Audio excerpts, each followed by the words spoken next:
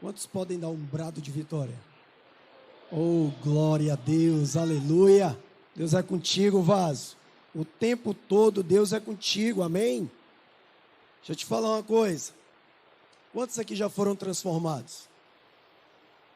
Ainda tem coisas para ser transformado, sim ou não? Vocês querem? Pois abra o seu coração, abra a sua mente, porque Deus vai falar, amém? Gostaria de saber se tem alguém nos visitando pela primeira vez. Levanta seu braço. Tem alguém visitando? Oh, glória. Amém. 3 visitantes, para a glória de Deus. Deus abençoe. Sejam muito bem-vindos, amém? Vamos para a palavra, querido. Abra a sua Bíblia no livro de Apocalipse, capítulo 1. Capítulo 1, versículo 11.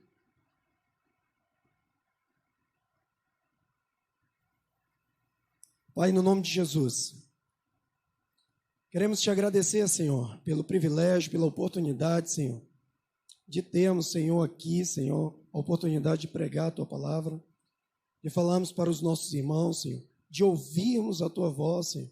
Deus, eu creio, Pai, que o Senhor aqui, o Senhor está, meu Deus, nesta noite, falando aos nossos corações, Senhor.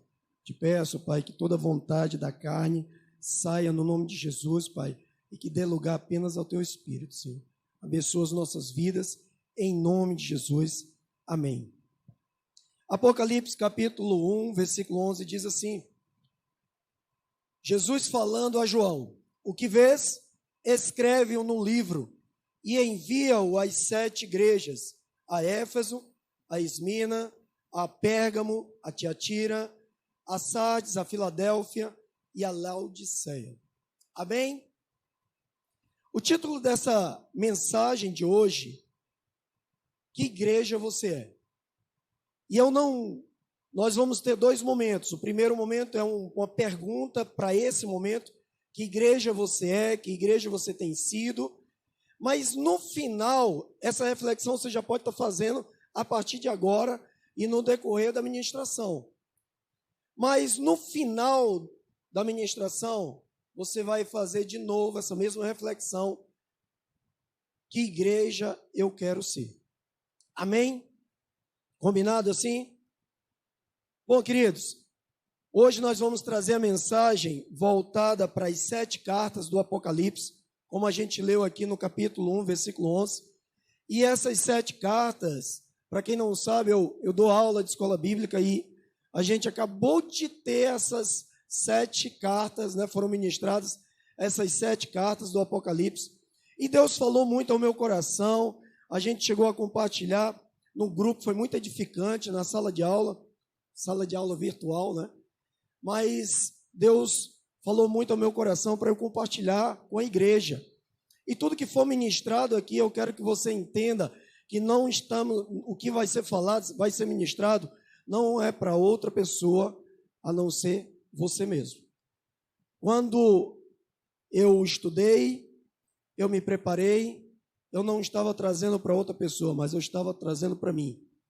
E o meu coração chorava, ficava quebrantado. Você vai saber um pouco mais agora aqui na frente. Amém? Bom, queridos, o livro de Apocalipse, ele é repleto de visões. João, ele teve uma visão de o próprio Senhor Jesus Cristo dando essas revelações diretamente a João. E essas 7 cartas, ela fala a um período do 1º século, o que aconteceu no 1º século depois de Cristo. Amém? Mas estamos falando de Apocalipse. Apocalipse é um livro histórico ou é um livro de revelações?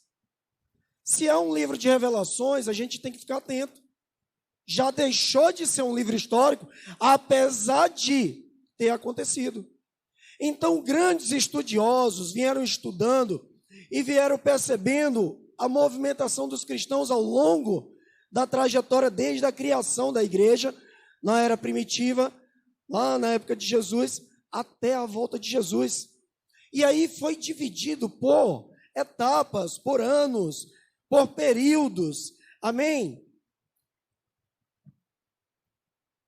Bom, hoje o nosso culto é um culto de oração, e aqui eu não quero, de forma alguma, a gente tirar a ministração da oração, nós vamos sim falar sobre isso, mas eu quero que depois que nós terminarmos esta palavra, você possa se concentrar e orar por tudo aquilo que foi ministrado ao seu coração.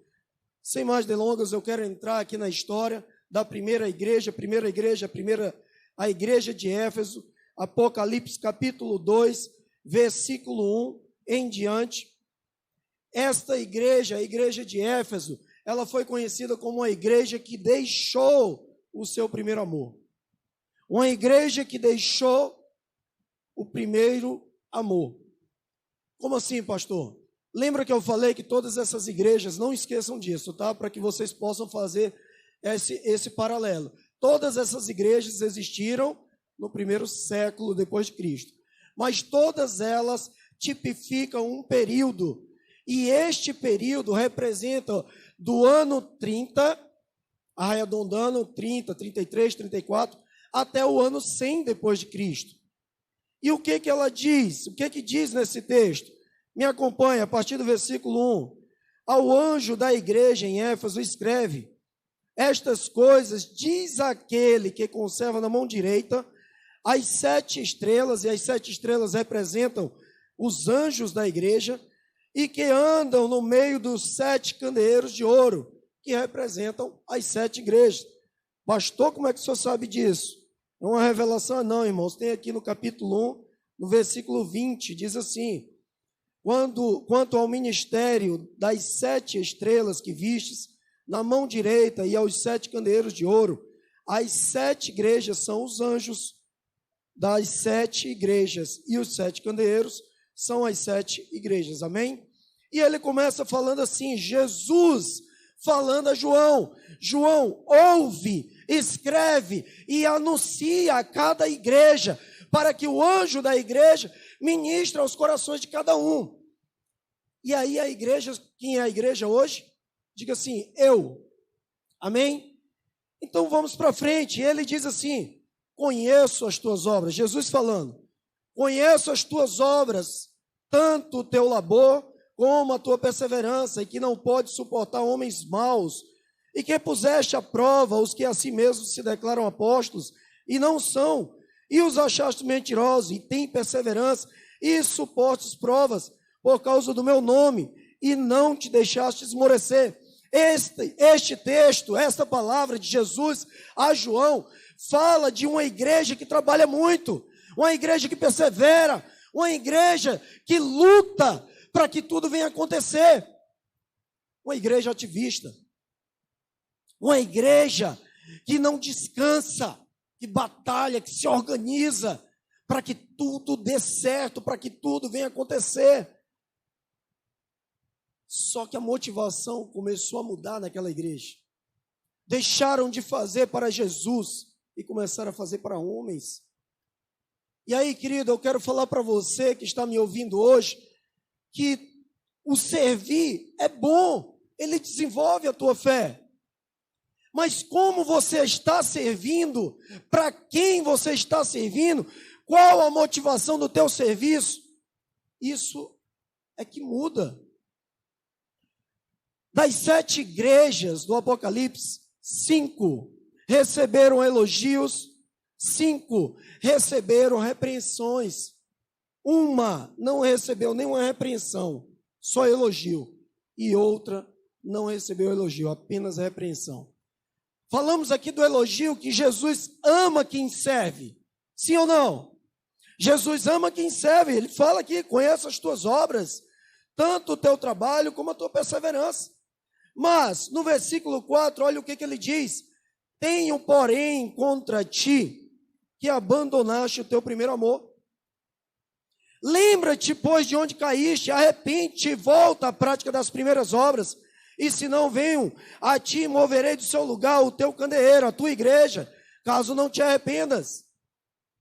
Queridos, servir na casa do Senhor é maravilhoso, é tremendo. Sair de casa para fazer missões, para pregar na igreja, para pregar na rua, é maravilhoso. Vim servir no infantil, dar uma palavra aqui, maravilhoso. Recepção, mídia, maravilhoso. Mas tudo isso tem que ter primeiro o joelhinho no chão. Tem que ter uma motivação, irmãos. Sabe por quê? Porque se você vier com a motivação de obedecer a homens, o teu coração vai ser destruído. Você vai se machucar. Mas quando você vem com o coração cheio, Senhor, é para ti, Senhor. É para ti que eu sirvo, é para ti que eu adoro. Deus, eu vou. E é para a glória de Deus. Você fica cheio, amém?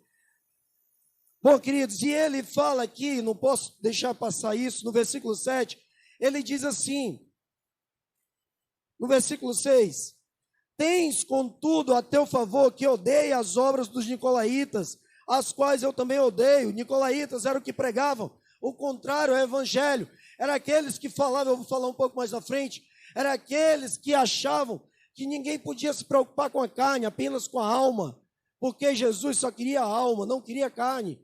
E aí, você poderia fazer o que quisesse com a carne, mas aquele povo não adorava isso. Eles ouviam, faziam as coisas direitinho. E no versículo 7 ele diz, quem tem ouvidos, ouça o que o Espírito diz às igrejas. Ao vencedor, dar-lhe-ei, que se alimente da árvore da vida. Que vencedor? Aquele que serve com a motivação em Cristo, não nos homens. E esses que servem com a motivação em Cristo, ele diz que vai dar um alimento da árvore da vida. Sabe que alimento é esse, querido? O mesmo alimento que tinha lá no Jardim do Éden. Aquele que não faltava alegria na sua vida. Que a alegria era permanente. Essa mesma alegria vai ter no céu. Quando tudo isso aqui passar, você vai trabalhar para aquele que é digno de toda honra e toda glória eternamente. Amém? A segunda carta, a igreja de Esmina, ela tipifica, lembrando que foram todas no primeiro século, mas ela tipifica o ano 100 a 312. E ela é conhecida como a igreja perseguida. A igreja que surgiram os grandes mártires, homens que viveram pelo evangelho e morreram pelo evangelho. Foi exatamente naquele período que os cristãos, judeus convertidos ao cristianismo, foram perseguidos em massa, houve muita morte. E olha o que esse texto diz, a partir do versículo 8. Ao anjo da igreja em Esmina escreve, estas coisas diz o primeiro e o último, quem esteve morto e tornou a viver, ou seja, Jesus falando. Conheço a tua tribulação e a tua pobreza, mas és rico. Ele fala de uma pobreza, de uma tribulação, mas ao mesmo tempo ele bota entre parênteses, mas é rico.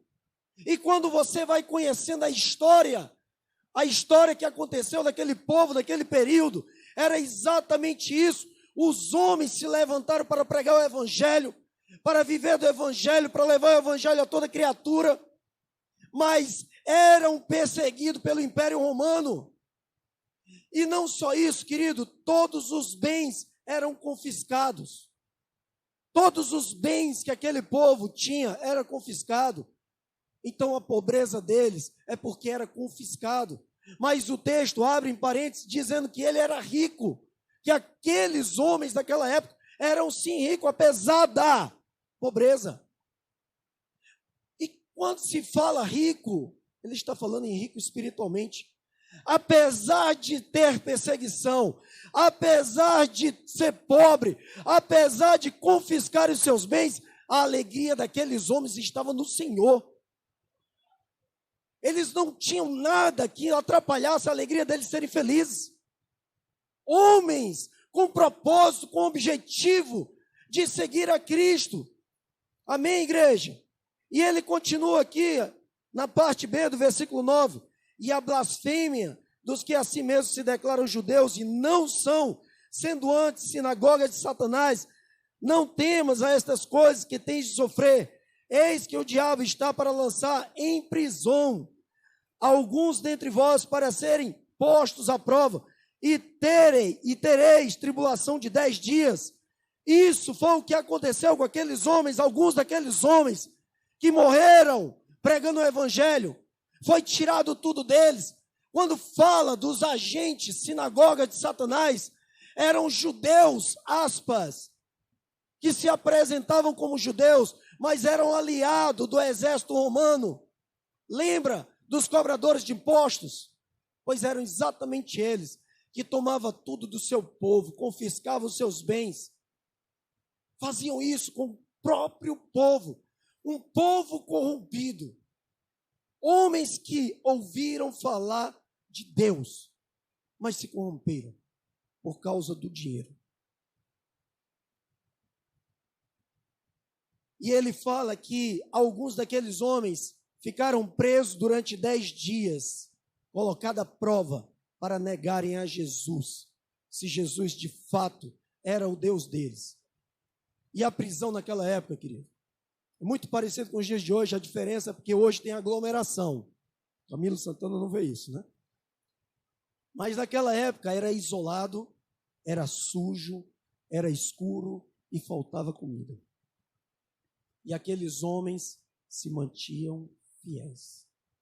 Isso me leva a pensar, irmãos, quantas vezes basta ter um problemazinho, uma topada, um problema simples, uma conta talvez, que a gente já começa a duvidar e vira as costas para o Senhor. Basta uma palavra de exortação que a gente já acha que aquele pastor já não ama mais a gente. Basta eu ter uma dificuldade que eu viro as costas para o Evangelho, mas aqueles homens entendiam quem era Cristo. Que igreja você é? Que igreja você tem se identificado, querido? Uma igreja corajosa, uma igreja que avança, ou uma igreja que no primeiro momento de obstáculo cede e se deixa ser vencido? Na parte B do versículo 10 ele diz assim: ser fiel até a morte, dar-te-ei a coroa da vida. Quem tem ouvidos, ouça o que o Espírito diz às igrejas. O vencedor de nenhum modo sofrerá dano da segunda morte. Amém? Terceira igreja, igreja de Pérgamo, ela tipifica um período de 313 a um período de 590 anos depois de Cristo. Essa igreja era uma igreja conhecida como uma igreja tolerante. Diga glória a Deus. Em partes, ela era tolerante porque ela amava todas as pessoas. Lembre-se que esta igreja veio pós um período de perseguição. E foi uma igreja que enfraqueceu. Ela precisava chamar novamente o público, levar o evangelho. Mas todas as pessoas estavam com medo pelo que aconteceu lá atrás.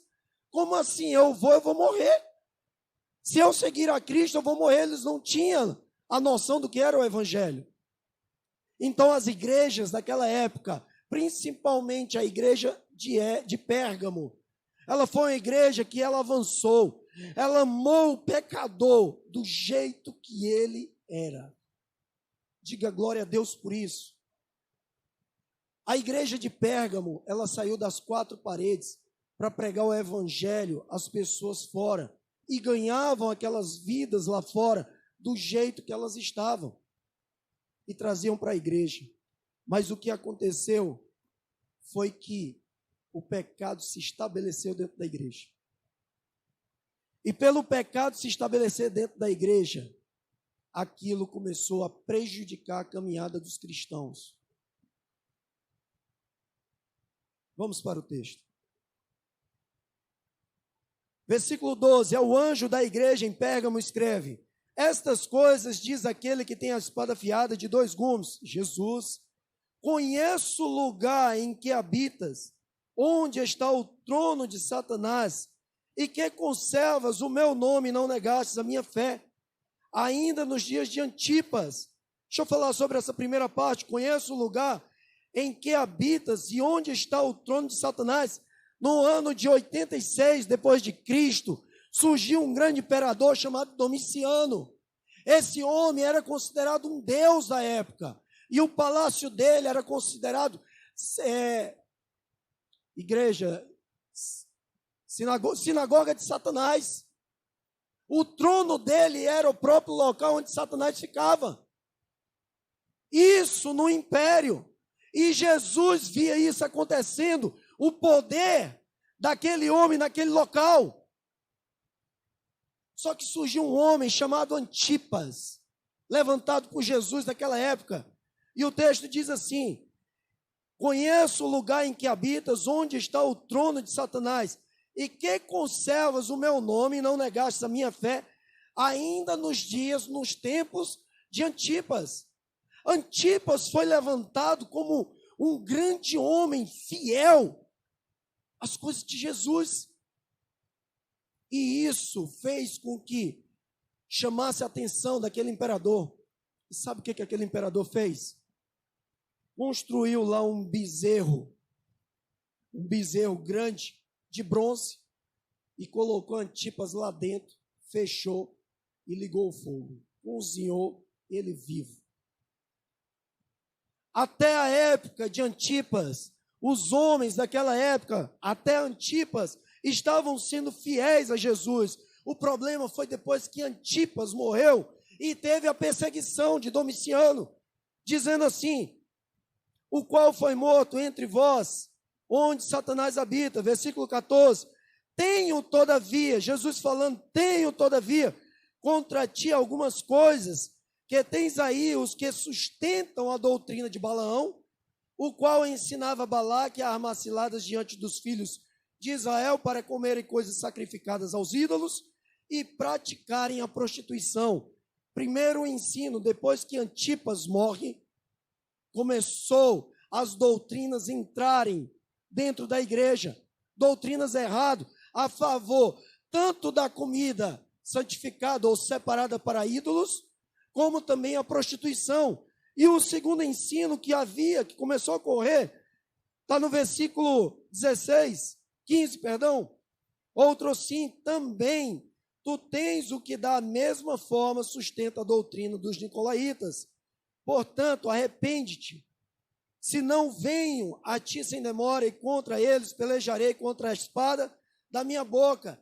Sabe o que isso significa, irmãos? As doutrinas de nicolaítas, os nicolaítas criam que o corpo não subiria aos céus. E eles começavam a ensinar os cristãos da época: não tem problema não, querido, você pode, tem criança não, né? Você pode ter relações sexuais ilícitas, você pode ter participar de bebedice, glutonaria, tudo que você, orgia, tudo que você quiser fazer, pode fazer. Porque Deus não se preocupa com o teu corpo. Ele se preocupa apenas com a tua alma. Ensinos dos nicolaítas. E olha o que Jesus diz. No versículo 14. Tenho, todavia, contra ti. Jesus não aceita. Que igreja você é? Continua. Quarta igreja, igreja de Tiatira. Período de 590 a 1517, exatamente antes da Reforma Protestante. Era uma igreja conhecida como uma igreja corrompida pelas falsas doutrinas. Me acompanha aqui no versículo 18, capítulo 2.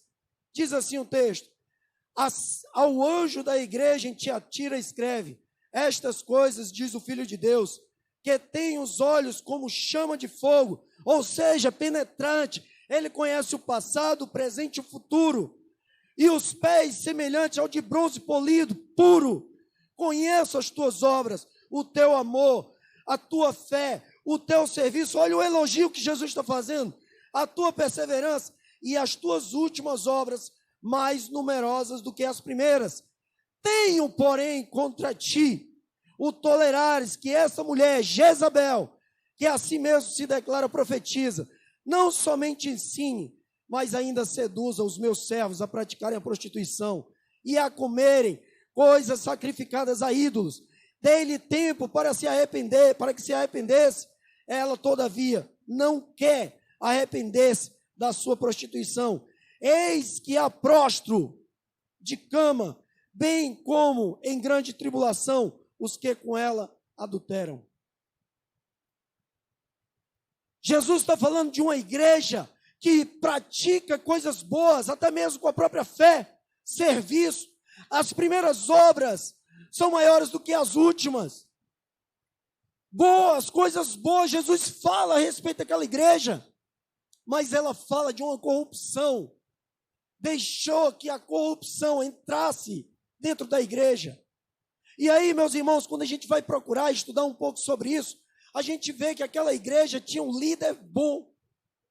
Tinha um líder, os líderes, não um líder, mas os líderes daquela igreja, daquele período, aqueles séculos, eram pessoas boas, mas que deixaram profetisa, e ele faz uma comparação com a profetisa Jezabel, com a mulher de Acabe. Vocês lembram lá de Acabe? Acabe, ele foi designado para conduzir a igreja do Senhor, que era o povo de Israel, sim ou não? E o que aconteceu? Ele se casou com uma mulher chamada Jezabel, e ela adorava a Baal, e ela veio com as doutrinas de Baal e aplicou tudo no povo de Israel, começando pelo rei. Nessa mesma época aconteceu isso.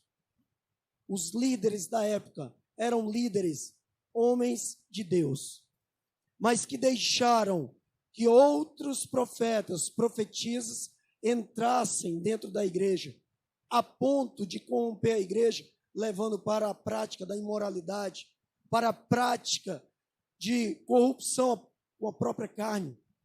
Mas a palavra de Deus diz, o próprio Senhor falando, sede santo, porque eu sou santo. Amém? No versículo 22 ele diz, eis que a prosto de cama, bem como em grande tribulação, os que com ela adulteram. Ele fala daqueles que seguem o caminho dela, eles acabam no leito, adoecido.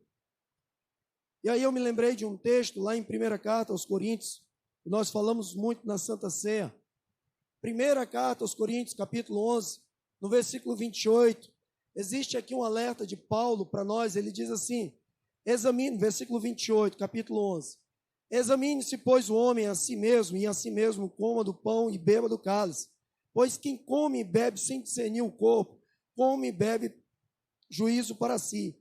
Eis a razão, porque há entre vós muitos fracos e doentes, e não poucos que dormem. Dorme aqui é morte espiritual. Porque se nos julgássemos a nós mesmos, não seríamos julgados. Mas quando somos julgados, somos disciplinados pelo Senhor. Quantos querem ser disciplinados por Deus? Glória a Deus pela sua vida, querido. Amém. Deixa eu voltar aqui para o texto. Aleluia, glória a Deus. Queridos, vamos para a última carta. Última não, quinta. Antes de eu ler essa quinta carta, deixa eu só ler o finalzinho aqui no versículo 26 e 27. Olha o que o texto diz. Ao vencedor que guardar até o fim as minhas obras, eu lhe darei autoridade sobre as nações, e com cetro de ferro as regerá e a reduzirá a pedaços como se fossem objetos de barro. Assim como também eu recebi do meu Pai, dar-lhe-ei assim ainda a estrela da manhã, próprio Jesus. Quem tem ouvidos, ouça o que o Espírito diz às igrejas. Quinta carta, querido.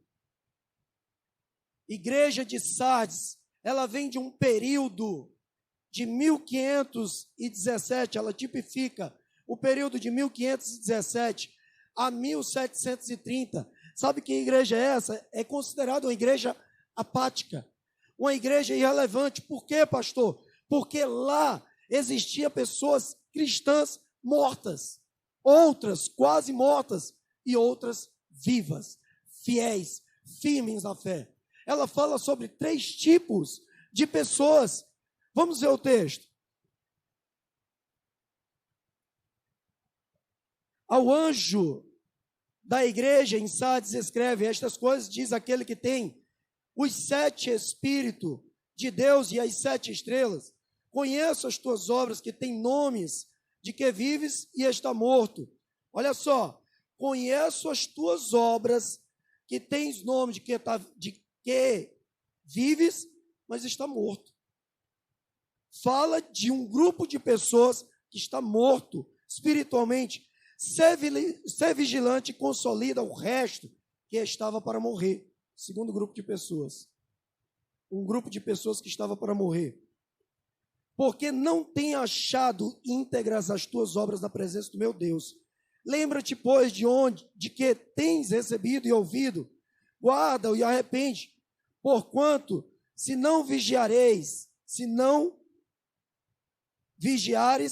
virei como ladrão, e não conhecerás de modo algum em que hora virei contra ti. Tens, contudo, em Sardes, umas poucas pessoas, diga glória a Deus por essas pessoas, umas poucas pessoas que não contaminaram as suas vestiduras e andaram de branco junto comigo, pois são dignas. O vencedor será assim vestido de vestiduras brancas, e de modo nenhum apagarei o seu nome do livro da vida. Eu vou repetir essa parte. O pequeno grupo de pessoas que se mantinham fiel a todas as lutas, a todas as dificuldades, a todas as perseguições, olha o que o Senhor falou para eles. O vencedor será vestido de vestiduras brancas, e de modo nenhum apagarei o seu nome do livro da vida. Pelo contrário, confessarei o seu nome diante do meu Pai e diante dos seus anjos. Amém? Sexta igreja, e esta igreja para mim é a melhor igreja, igreja de Filadélfia. Não houve nenhuma repreensão, apenas elogio. Esta igreja, ela surge num período de 1730 a 1900. Foi o período do grande avivamento no mundo inteiro, queridos. Foi o período onde grandes homens e grandes grupos de irmãos surgiram para trazer o avivamento na igreja. Foi nesse período que surgiu John Wesley, Charles Hodge, Charles Spurgeon, Ellen White, Karl Barth, F.F. Bruce, Dorothy Day, C.S. Lewis. Grandes homens e mulheres de Deus surgiram nesta época. Homens e mulheres que simplesmente pregaram o evangelho. E aqui eu quero abrir um parêntese para falar de dois grupos que surgiram exatamente neste período. Moravianos e os puritanos. Quantos já ouviram falar? Poucas pessoas. Puritanos surgiram na Inglaterra com o objetivo de santificar todas as igrejas. Não existia meio termo, queridos. Era simplesmente, se Deus é santo, nós temos que caminhar e ser santo como Ele é santo. Mas, pastor, nós ainda estamos aqui no mundo, podemos pecar? Podemos sim, querido. Mas nós temos que dobrar os nossos joelhos e constantemente pedir, Senhor, me perdoa. A questão, querido, não é você errar e pedir perdão. A questão é você errar e se acostumar com o erro. Você pecar e continuar no pecado. Aqueles homens não tinham isso. Só para vocês terem ideia, os moravianos, um outro grupo, eles oravam 24 horas se revezando entre eles. Eles não oravam pelas possíveis respostas que viriam. Eles oravam pelo impossível. Vamos um pouquinho mais além. Os moravianos, eles se juntaram para ministrarem aos seus filhos, prepararem os seus filhos para que os seus filhos se tornassem escravos para ganhar os escravos para Jesus. Deixa eu explicar. Os senhores da época que tinham os seus escravos, eles não aceitavam que alguém pregasse para eles, que foi a primeira proposta deles. Eles não aceitavam. Por quê? Se eles são escravos, você vai pregar para eles serem livres? Não fazia sentido. Então, os moravianos se ofereceram como escravo, sem receber um centavo, apenas para pregar o evangelho. Que crente você é, querido? Que crente você é? Eu estou falando para mim, tá? É para mim. Eu olho essas cartas e vejo Jesus falando para mim. Vamos para o texto. Versículo 7. Ao anjo da igreja em Filadélfia escreve: estas coisas diz o santo verdadeiro, aquele que tem a chave de Davi, que abre e ninguém fechará, e que fecha e ninguém abrirá. Jesus falando: conheço as tuas obras, eis que tenho posto diante de ti uma porta aberta, a qual ninguém pode fechar, que tens pouca força, Entretanto, guardastes, mesmo com pouca força, guardastes a minha palavra e não negastes o meu nome. Eis farei que alguns dos que são das sinagogas de Satanás, desses que assim mesmo se declaram judeus e não são, mas mentem, eis que eu farei vir prostrar-se aos teus pés e conhecer que eu te amo. Por que guardastes? E aí vem uma palavra para você, querido, que mesmo você se rastejando, você tem se mantido fiel, guardando as palavras do Senhor no teu coração, não se corrompendo com as coisas deste mundo, não se corrompendo com as coisas que o mundo tem para oferecer para ti. Olha o que ele diz, versículo 10.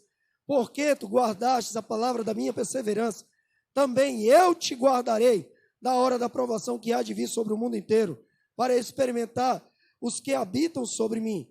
Venho sem demora, conserva os que têm, para que ninguém tome a tua coroa, tua fé, a palavra. Ao vencedor faloei coluna no santuário do meu Deus, e daí jamais sairá. Gravarei também sobre ele o nome do meu Deus, o nome da cidade do meu Deus, a nova Jerusalém que desce do céu, vinda da parte do meu Deus, e o meu novo nome. Quem tem ouvidos, ouça o que o Espírito diz às igrejas. Amém? E aí entramos na última igreja, a igreja de Laodiceia. Ela representa o período de 1900 até a volta de Cristo. Deixa eu só voltar um pouquinho antes. Depois desse período de 1900, já no início do século 20, começaram a surgir as levas pentecostais. Veio a primeira leva de pentecostais, e essa primeira leva de pentecostais veio para quê? Para praticar os dons espirituais, para proclamar o evangelho, para trazer cura, para trazer libertação, profecias, milagres. Depois veio a segunda leva.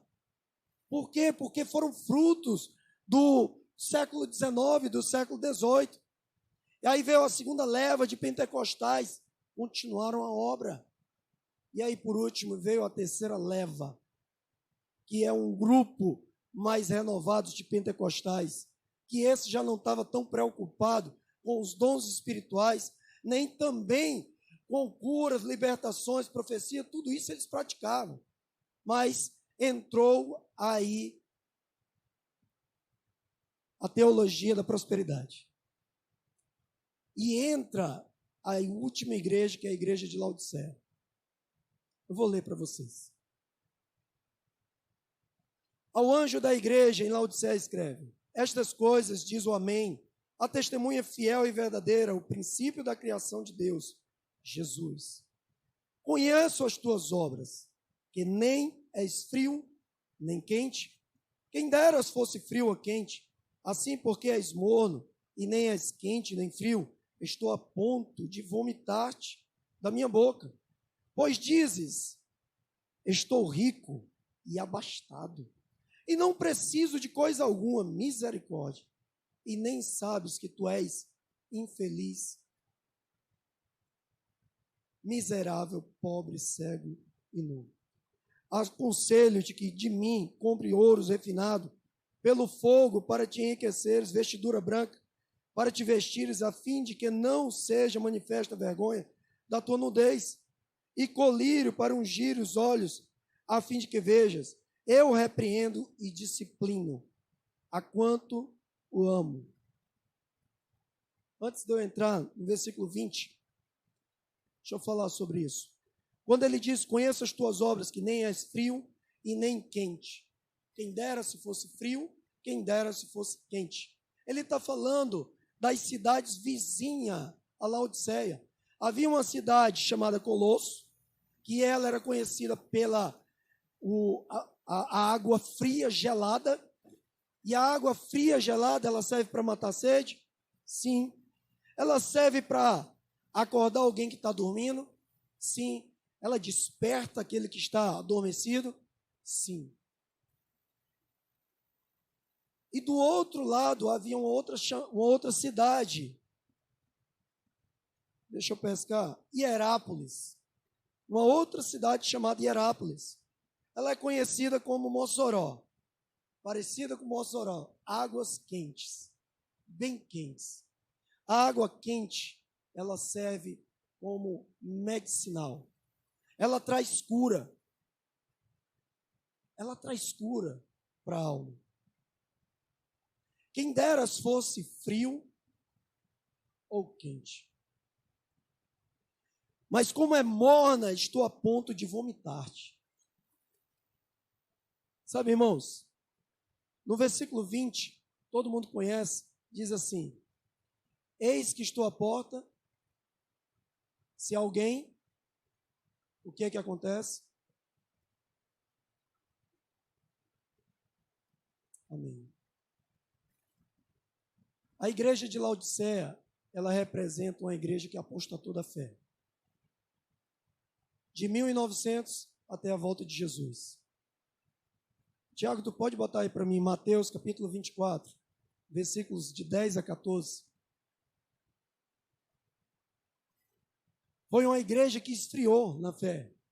Mas está tudo certo. Porque ainda nos dias de hoje existem as 7 igrejas. E essas 7 igrejas estão espalhadas no mundo inteiro. Lembre-se que eu falei que esta mensagem é para mim e para você, como igreja de Cristo. Olha o que o texto diz. Versículo 10. Nesse tempo, muitos hão de se escandalizar, trair e odiar uns aos outros. Acontece isso ou não, igreja? Levantar-se-ão muitos falsos profetas e enganarão a muitos. E por se multiplicar a iniquidade, o amor se esfriará de quase todos. Aquele, porém, que perseverar até o fim, esse será salvo. E será pregado este evangelho do reino para o mundo todo, para testemunha a todas as nações, então virá o fim.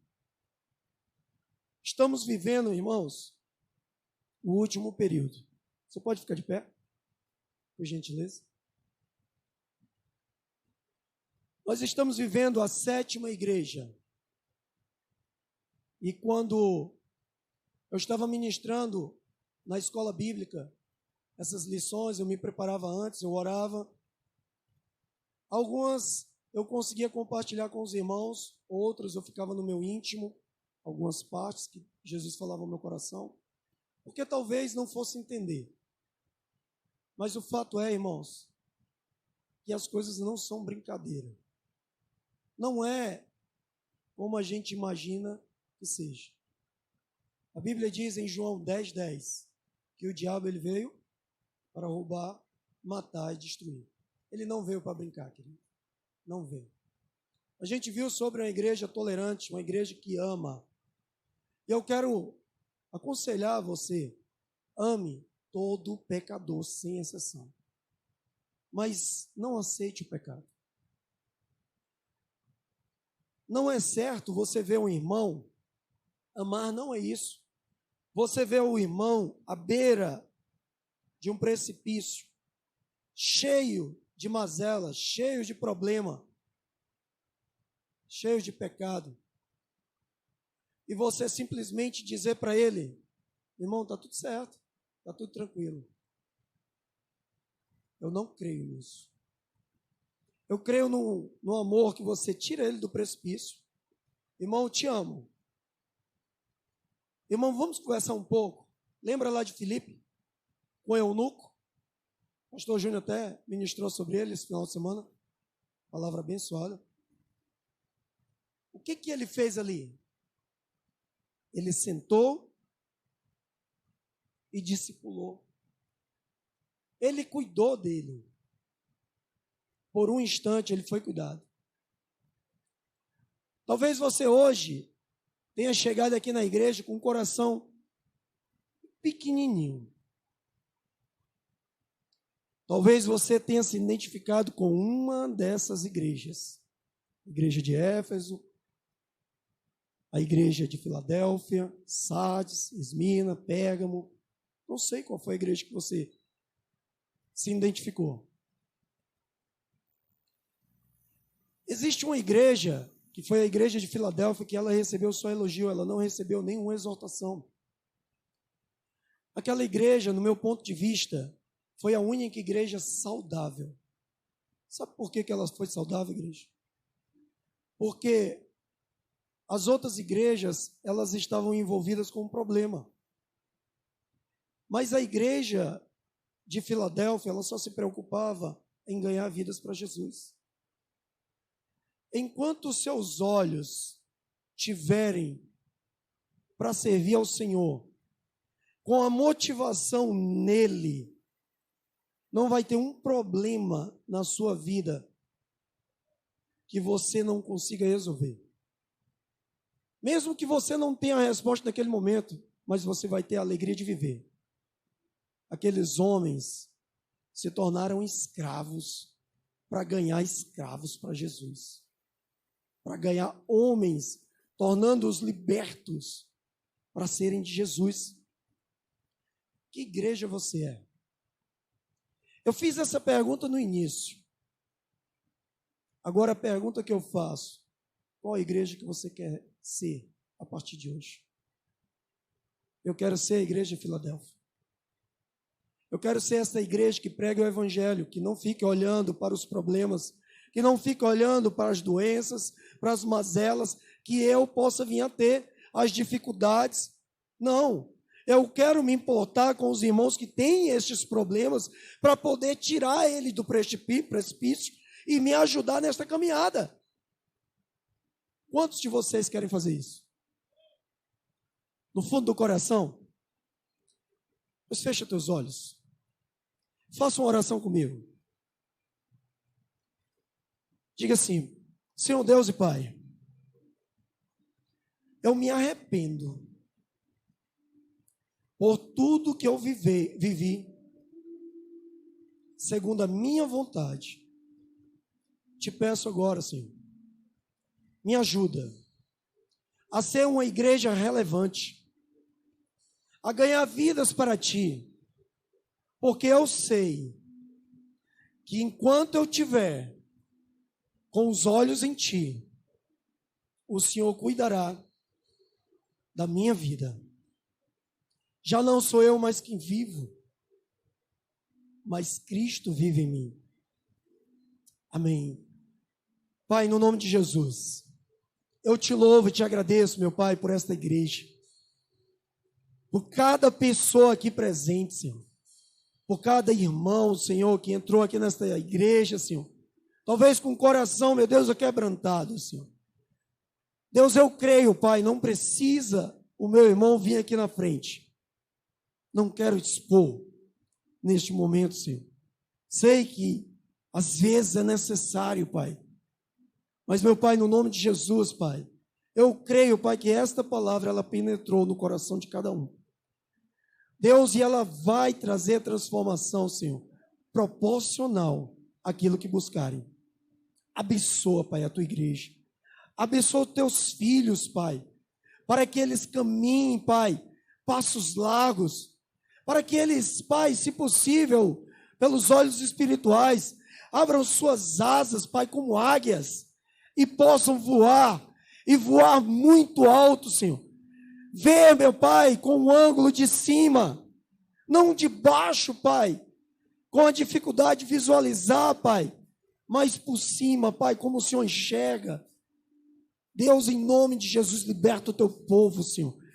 Que as cadeias, meu Deus, sejam quebradas, que as correntes, Pai, sejam quebradas nesta noite, que haja libertação, que haja salvação, Pai, cura, pelo poder do teu nome, Pai, em nome de Jesus, Pai, em nome de Jesus, amém.